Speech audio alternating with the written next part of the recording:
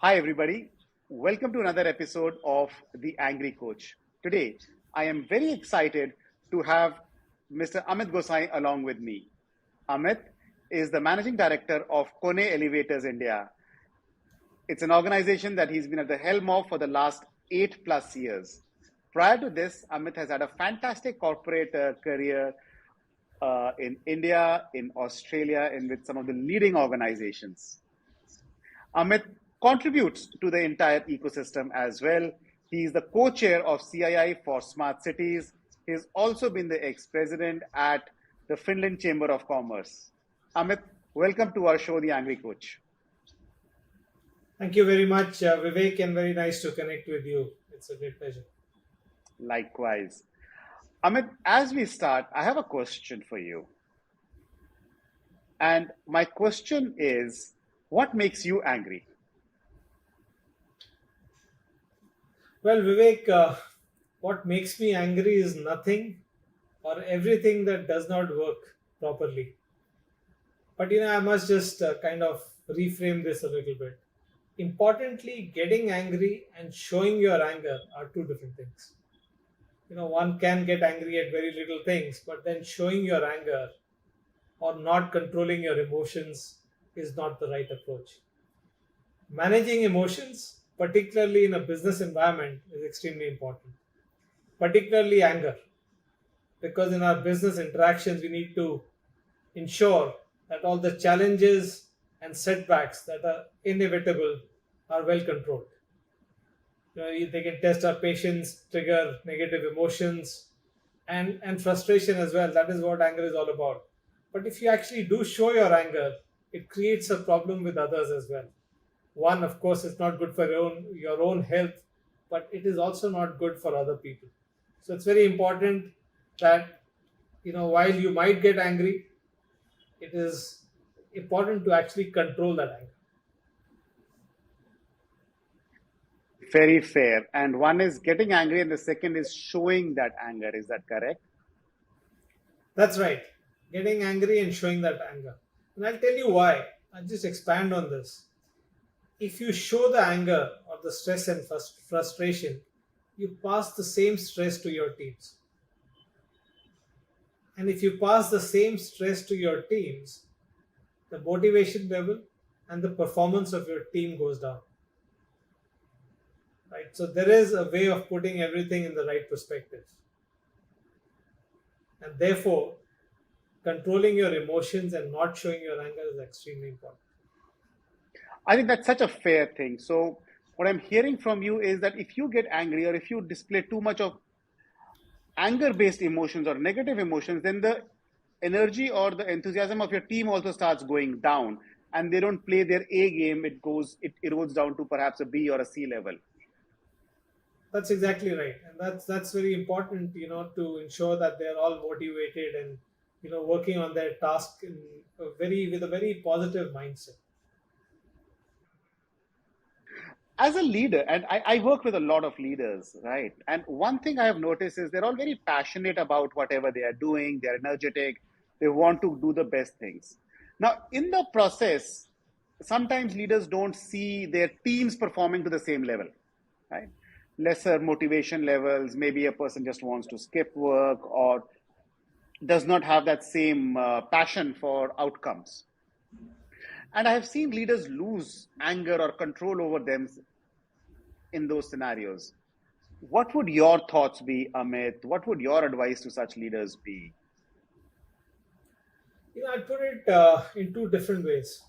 One is the team performing very well as one unit, and second is some of the individuals not performing well. Now, some of the individuals who are working extremely hard, trying to work as smart as they can, and not able to perform really well is something that is not controllable by them. They can't control it. Then you have people who actually can work harder, can work better, but choose not to do it. That's a different kind of people. So you need to find out why they're not actually working to their full potential. Is it there is no passion? Is it that there might be a disgruntled lot, and you can find a few in every large organization? You need to go to the basics of it. And for people who don't want to perform, that's a problem. But people who want to perform and work hard, they should be given all the right opportunities to upgrade themselves because of their passion, their hard work. They will come up.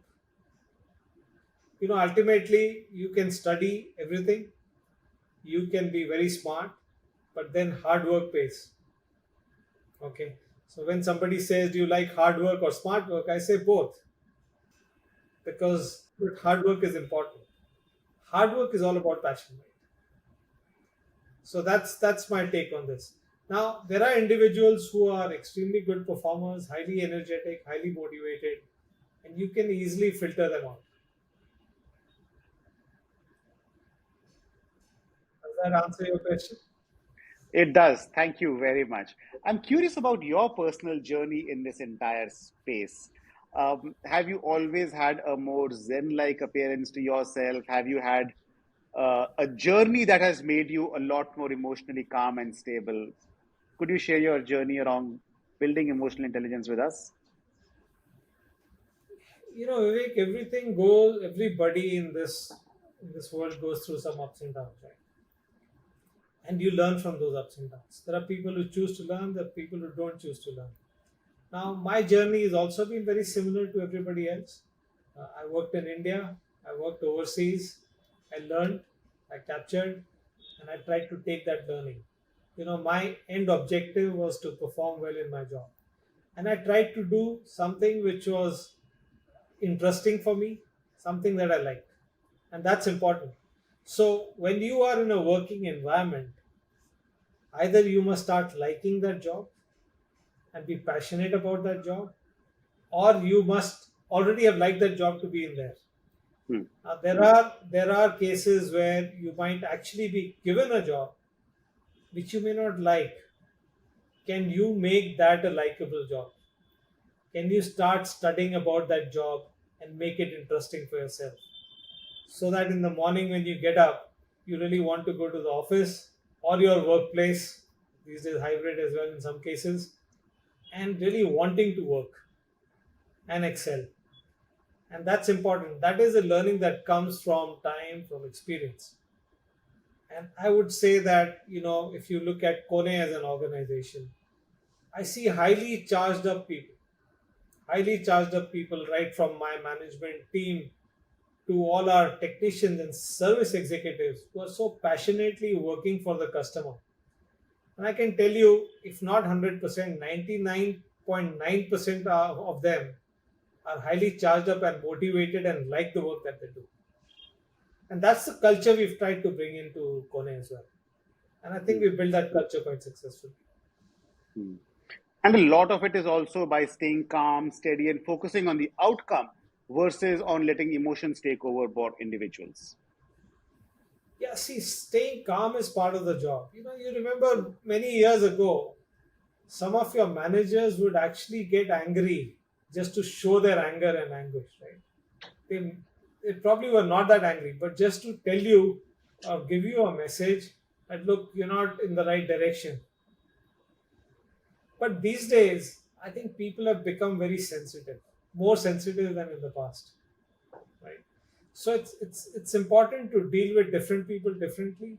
And these days, I think it's best not to show that anger or emotions, like I said, because if you show that anger, especially if a managing director or a CEO shows that anger or frustration, he's definitely going to pass it on to the next line, and then it goes to the next line and so on. So even if things are not done too well, even if it makes you a little angry, you can control your anger, because you will actually eventually get happiness by not getting angry, and then try and not pass on that stress, and then people will start working happily, and they will not pass on the stress to the other people, and down the line. So that's very important, to control your emotions. Is it something that yoga will teach you? I don't know. Everybody's got their own style of managing anger. Is it just that you have to be a little quiet and patient and listen, and maybe just pause for some time? For some people that works. One of my friends said he told me, a CEO of a big company says, I count till 20 if I'm very angry. I don't say anything. So there are different styles. But yeah, there are some very odd cases where you do get angry and you do react a little bit. It's best, but it's best to control the emotions. So true. I remember during my starting up years, the angry manager was supposed to be the best one. The बड़े बहुत गुस्सा होता है तो सारा काम कर लो जल्दी जल्दी से kind of Yeah. things. But you're right. I think workforce has changed very significantly. Yes. Yes. What would your tips be to people who are trying to elevate their emotional intelligence or people who are trying to be more calm, Amit? What would some of your suggestions to this audience be? I think firstly is be patient. That cannot be taught. You have to learn to be patient, and sometimes it comes naturally. Also, be very mindful of what you're doing and the impact it's going to have. That's extremely important. Third thing, I'd say that have a very open communication with the person that's or with the team that's not performing to your satisfaction. Maybe there are reasons why they're not able to do it, and they're genuine reasons. And maybe there is a formula to ensure that they work well.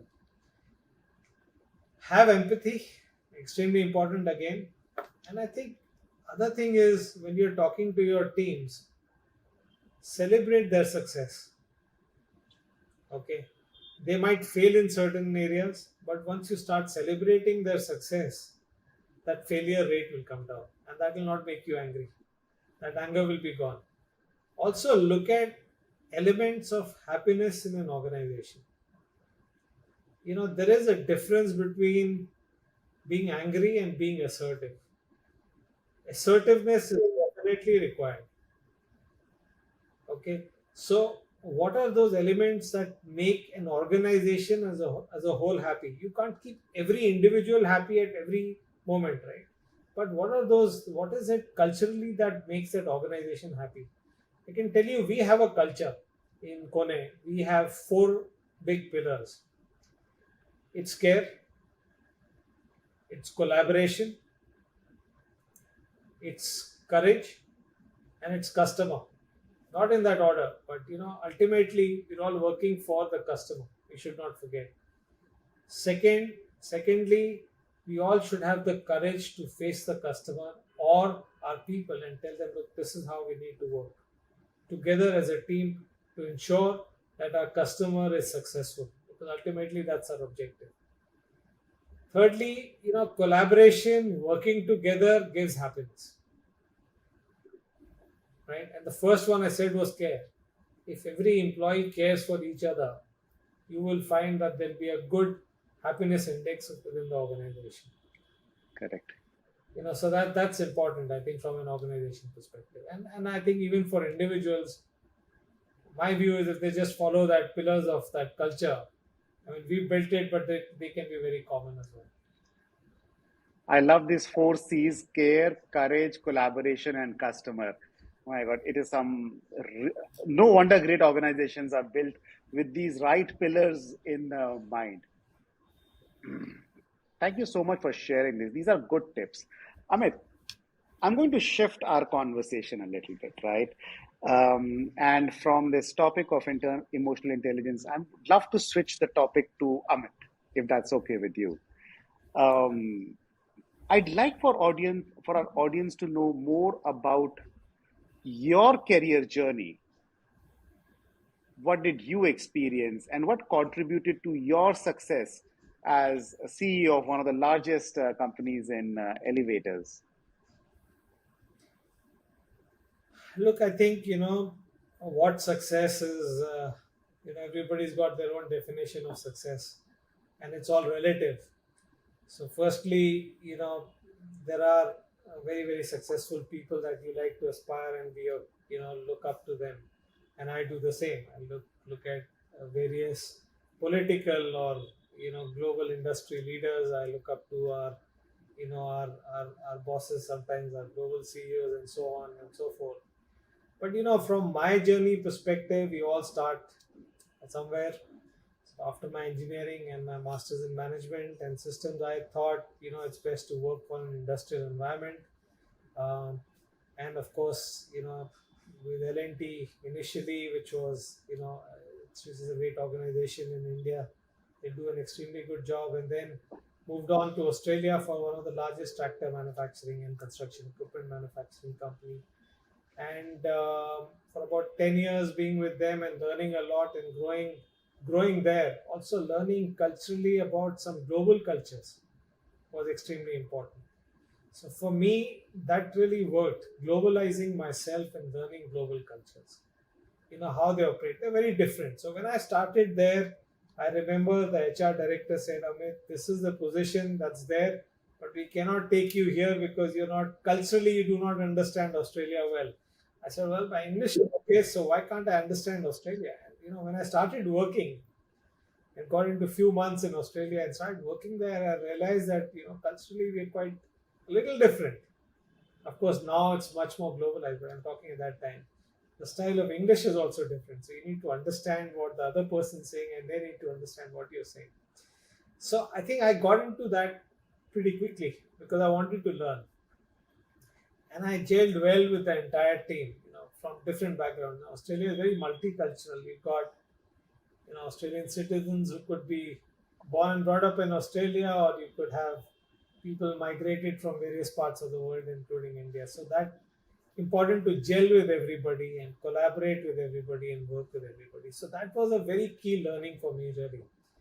And I was fortunate to grow quite well there, because I think I could gel, and I think also I could do my work nicely, and I enjoyed what I did.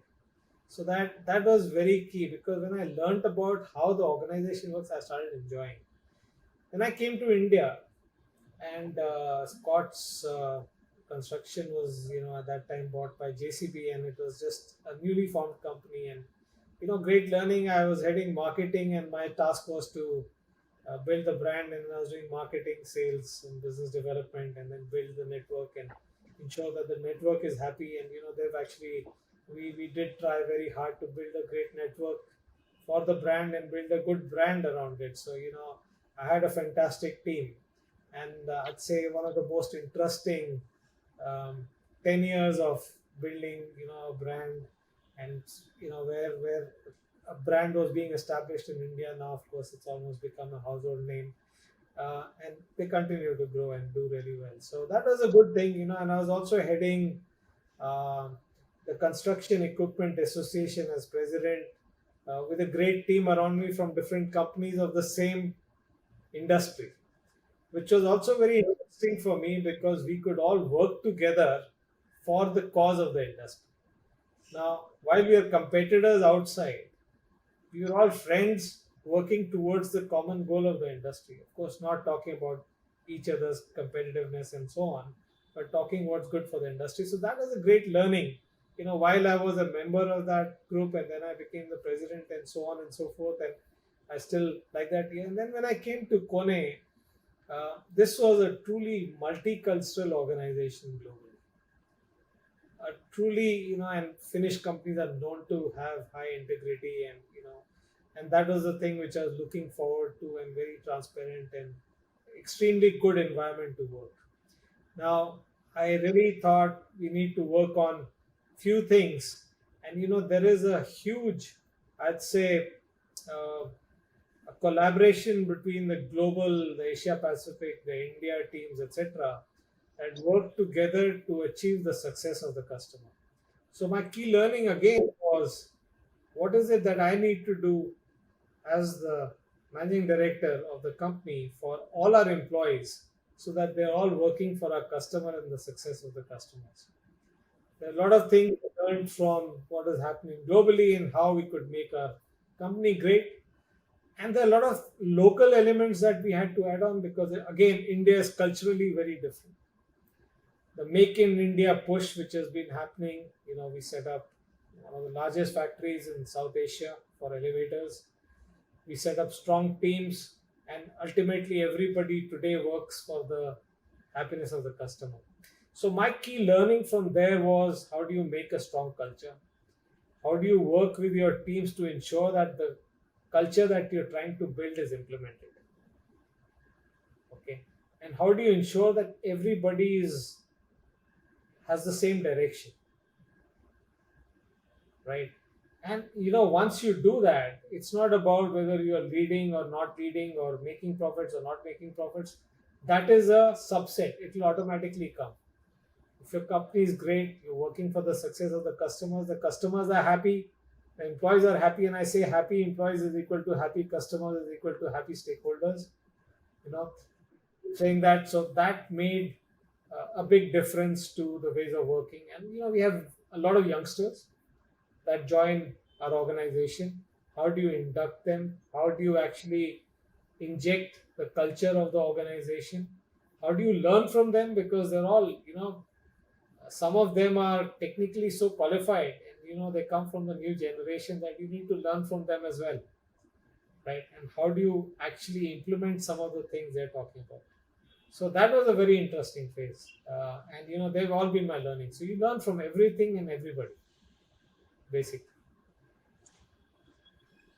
We learn from everything and everybody. I also like the fact that you have really built your career one after the other, right? From L&D to your stint in Australia. Culture was a very important aspect of whatever you talked about. And as a leader, now you are building that culture.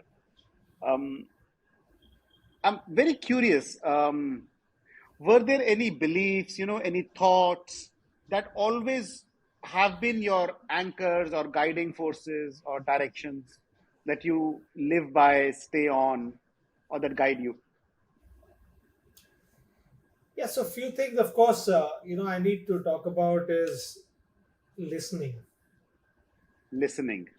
Yeah, so when you say even to control anger, which was our real subject, you need to be a strong, good listener, an empathetic listener. So can I say you need to also be inspirational, okay? Because I think a lot of people would just follow what the MD is saying, especially in a country like India, okay, and they'll follow their manager and the leaders, etc. So it's very important to ensure that you walk the talk, okay.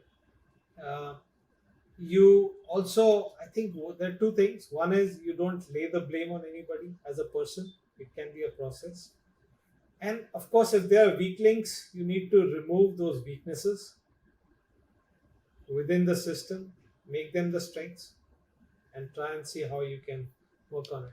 So that is the key direction for me. Ultimately, we all need to have a goal.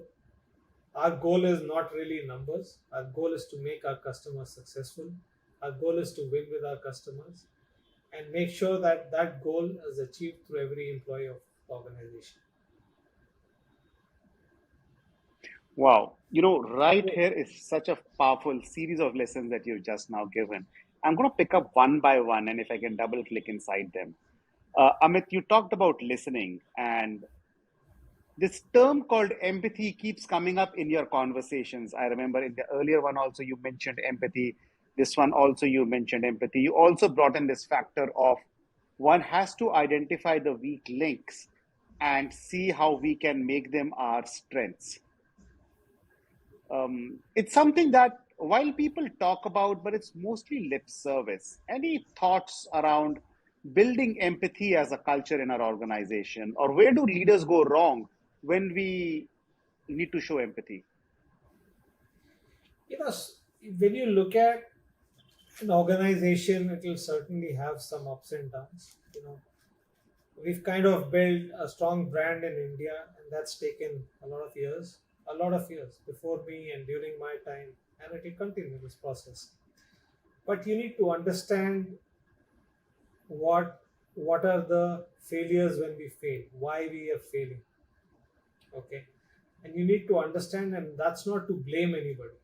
That is to find the reasons so that you can correct them.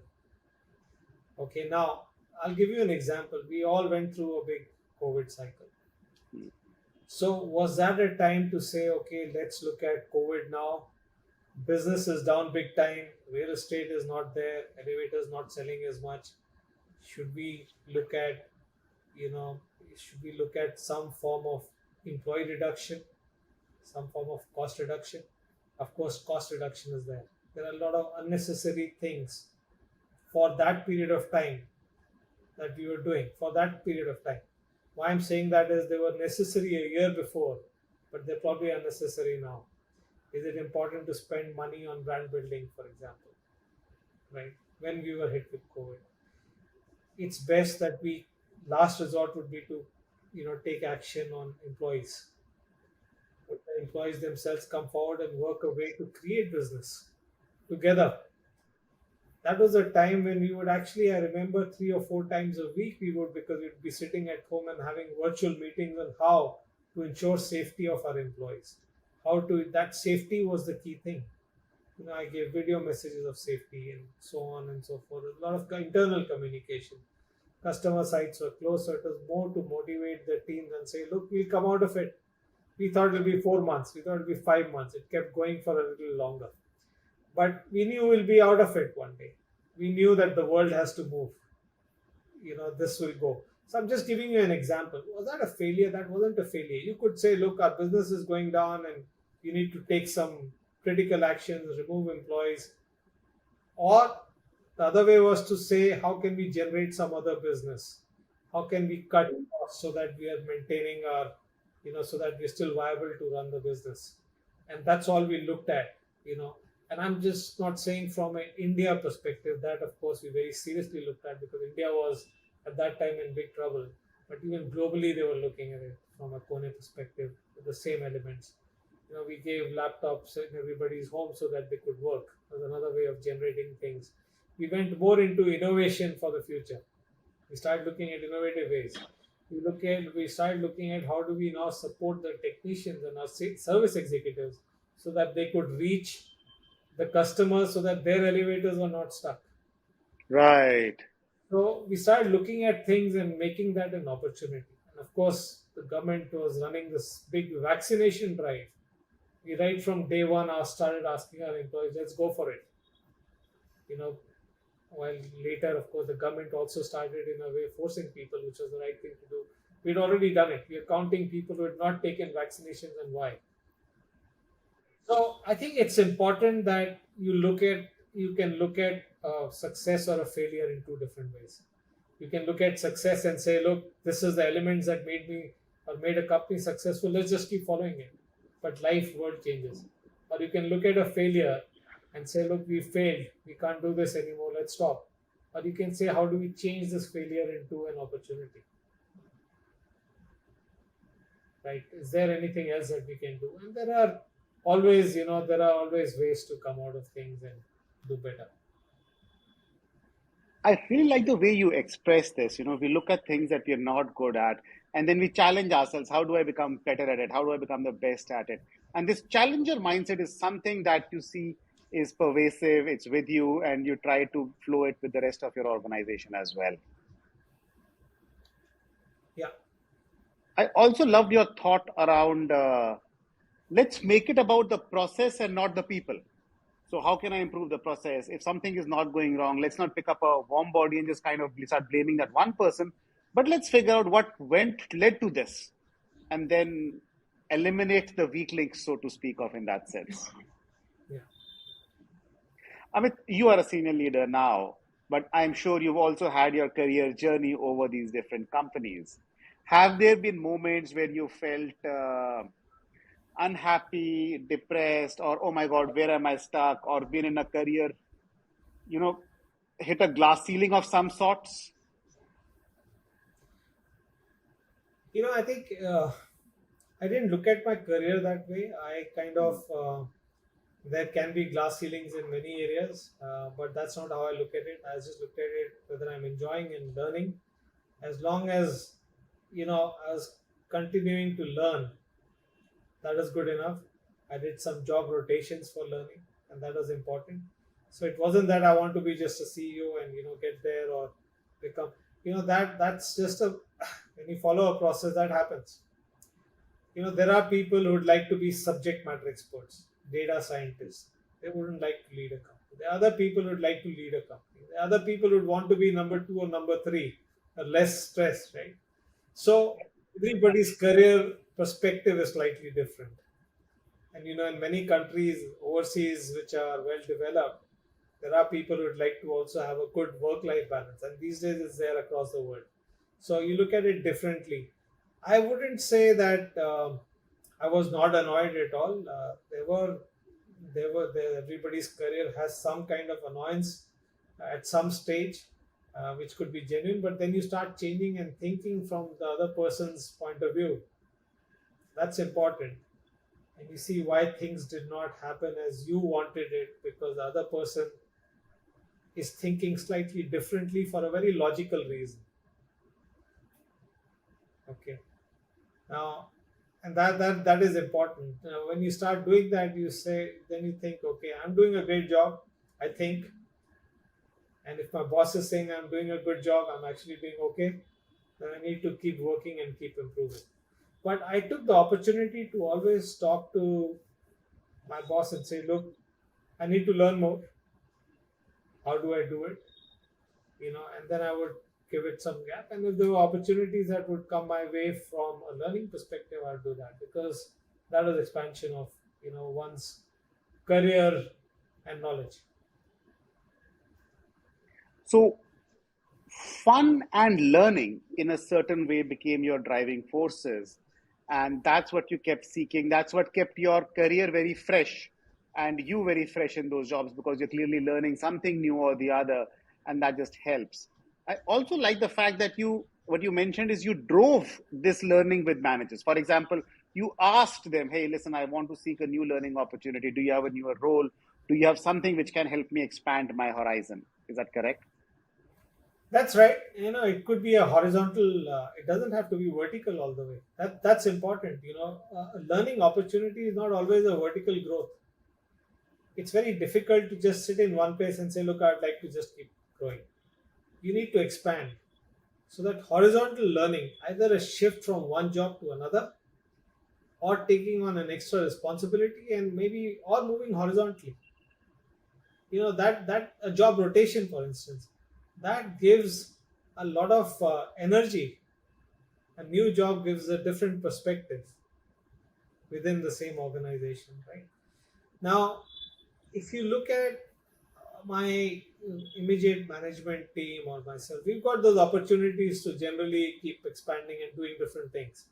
But people who are fixated on roles, if there is somebody who's got to sell one part of the product and that's all he does, he might be enjoying it a lot, may not want a horizontal learning. He might be happy in the city he is in, that's fine. But the other person might say, okay, I need a little bit of a vertical improvement, but I need to actually see horizontally and learn something else. I have marketing people moving to sales and sales people moving to marketing. Throughout my career, I've seen that, or moving to product development, or moving to the factory. That's all learning. So if you keep expanding and learning, I think that gives you the next step. That's a Then very you good are, insight. then you earn your vertical upgrade. Then you earn your vertical upgrade. That's a very good insight. I would agree with you. I love the fact that, hey, listen, don't look at growth just as a horizontal growth. So, as a vertical growth, look at growth as horizontal as well. Those are newer opportunities for you to learn and make your mark at different places. And suddenly, the right doors and the right opportunities will open up for you. That's right. And Vivek, I must say, horizontally, if you look at our organization, we have newly created roles, we have newly created products that we are launching in the market, services, solutions. We have what we call 24/7 connected services where IoT connects everything. So a salesperson who's actually selling elevators also learns about 24/7 and cloud connectivity and starts selling that as well. So that Correct. automatically we try and expand everybody's role, right? And that is what's required by the business for the customer, and that's what the customer requires as well. So that's an automatic way of expanding people's role. But then there are other areas where jobs are created and people apply for them. So it's well known that if somebody takes job rotation, the rate of attrition is much lower if you have a good job rotation, kind of policy in the organization. So you're saying that as we encourage our employees to go for job rotations, for horizontal growth, there is a lot less attrition as well because people are learning. And as people are learning, they're fresher, they are more alive and alert versus getting into a daily treadmill of their everyday tasks. Exactly, and they enjoy themselves.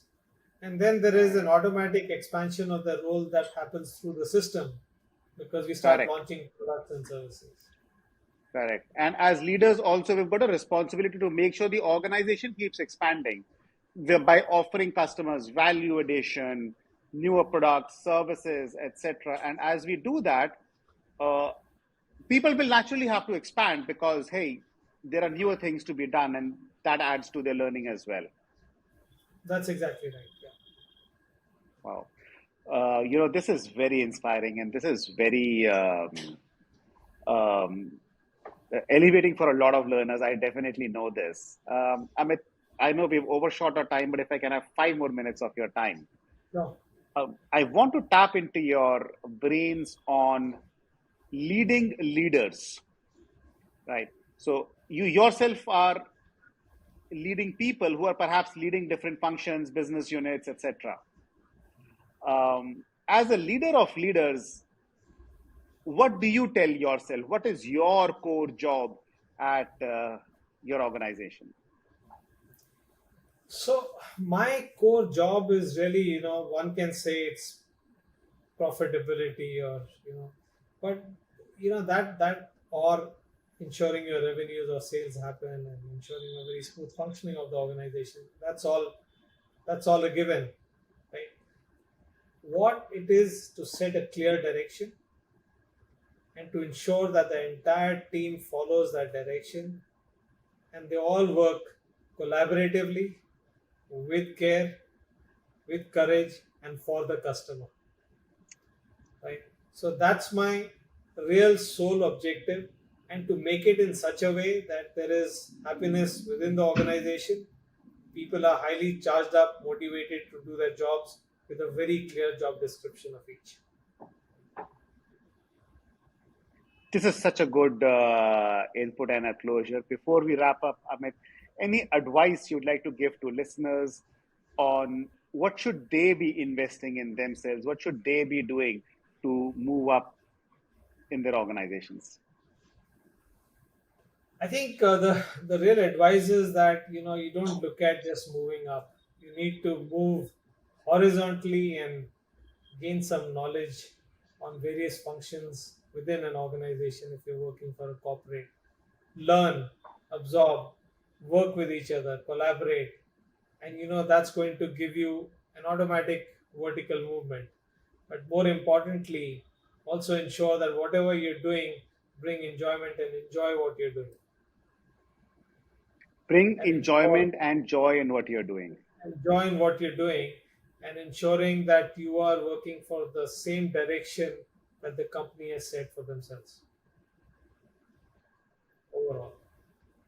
Excellent. So, horizontal growth, enjoy what you're doing, and make sure you are aligned to the organization's directions as well, and therefore create a collaborative environment. Amit, for your time and for this extremely insightful conversation, thank you so much. Thank you very much, Vivek, and very nice speaking to you. Likewise. Thank you, Amit.